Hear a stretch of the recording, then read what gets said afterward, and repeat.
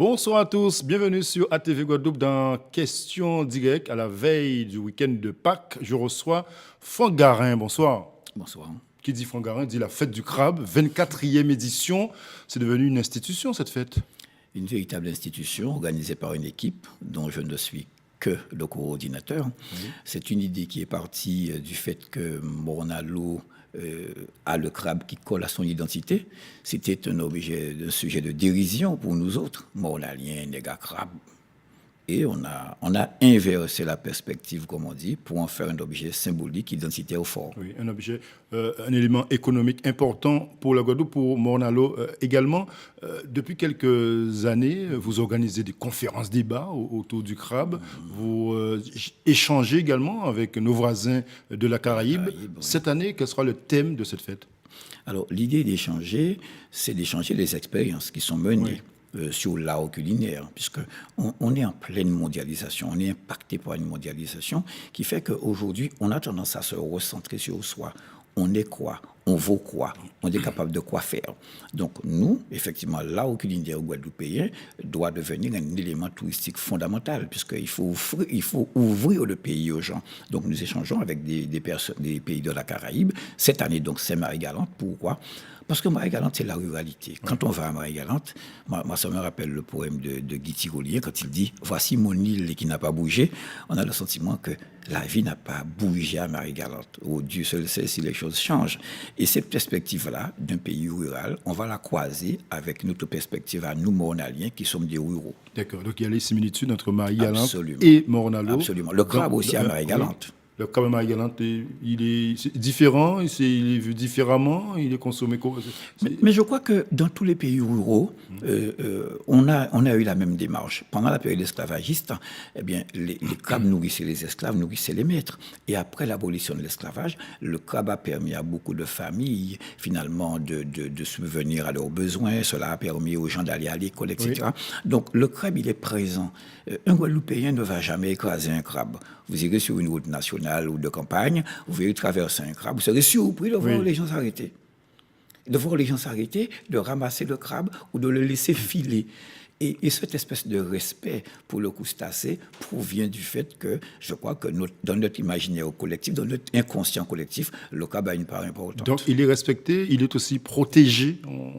On ne chasse pas le crabe à tout moment de l'année, non? Il y a aujourd'hui un réflexe de préservation. C'est vrai que pendant longtemps, le crabe a constitué l'ordinaire pour les gens. Aujourd'hui, avec l'urbanisation, on n'a qu'à prendre le cas de Jarry, où finalement on a le sentiment que les zones de reproduction sont en train de réduire comme peau de chagrin. Eh bien, aujourd'hui, il y a un réflexe de préservation qui fait que finalement, le chasseur de crabe, le crabier, comme on dit, n'est pas un prédateur pour le crabe, mais un protecteur. Est-ce que le rapport des Guadeloupéens avec justement ce crustacé a évolué depuis ces 24 éditions? Est-ce que vous avez le sentiment que justement ça a changé, que le comportement des Guadeloupéens a changé? Moi, je vais vous dire quelque chose. Je regarde très souvent les prospectus publicitaires. On en reçoit beaucoup. Oui. Et à Pâques, tout le monde communique avec le crabe. Tout le monde.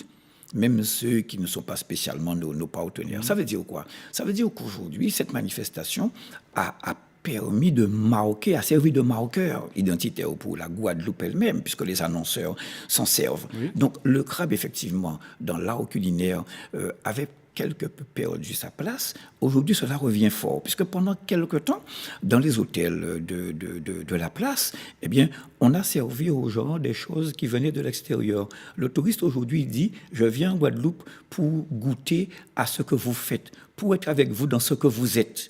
Et aujourd'hui, donc, ce sont ces gens-là qui réclament des mets locaux, des produits locaux, et qui permet au crabe donc de revenir en force dans l'art culinaire guadeloupéen et dans la pratique même des restaurants. En tout cas, la fête du crabe, elle est là, elle est bien vivante, elle est restée justement dans ce territoire mornalien.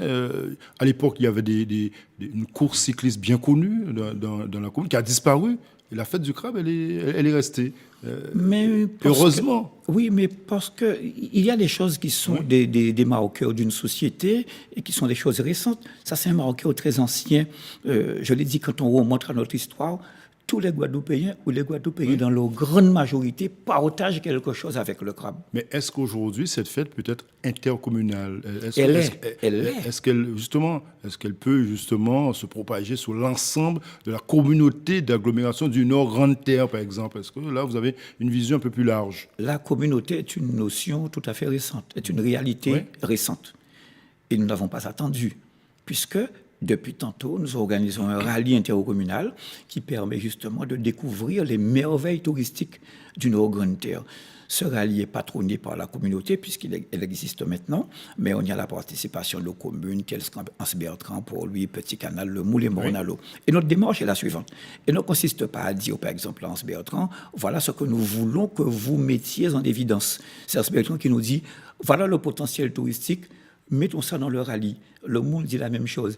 Et ça fait quoi? Ça fait une espèce de patchwork. Ça fait quand même un ensemble qui permet à tout le monde, et on y invite les gens d'ailleurs samedi matin, samedi 26, à venir dans ce rallye, de découvrir. Donc la Guadeloupe, ce n'est pas seulement les chutes du Carbet, ce ne sont pas seulement les plages, ce sont des merveilles identitaires très fortes qui, ma foi, permettent à la Guadeloupe d'être, quand vous allez visiter les plantations, quand vous allez visiter les ruines et des moulins, etc., vous avez là un point d'histoire de la Guadeloupe. C'est un outil, un atout touristique important, comme le carnaval, par exemple, la fête du crabe aujourd'hui? Oui. C'est-à-dire que le touriste, quand il vient en Guadeloupe, et il sait que le dimanche de Pâques, il est le rendez-vous incontournable. C'est le rendez-vous. Et il vient pour voir ce qu'il ne verra pas ailleurs. Et c'est pour cela que cette fête-là, elle a un retentissement, parce que tout simplement, on vient dans le pays réel. On n'est pas... Vous savez, il y a deux pays chez nous. Il y a le pays légal, le pays officiel, il y a le pays réel. Quand tu viens à Morne-à-l'Eau, et d'ailleurs, on a pris en épigraphe le poème du Marie-Galantais Ripon. Eh bien, il dit viens. Et quand tu viens à Morne-à-l'Eau, tu viens voir le pays réel. On se souvient de la première édition de la Fête du Crabe. Vous aviez été débordé à l'époque. Dès midi, il ne restait plus rien. Absolument. Et les Guadeloupéens s'étaient déjà approprié cette fête populaire du crabe. Depuis, vous avez su faire les choses. On commence la fête du crabe au moment où la mondialisation vient impacter un petit peu la Guadeloupe. On a le sentiment qu'on perd tout.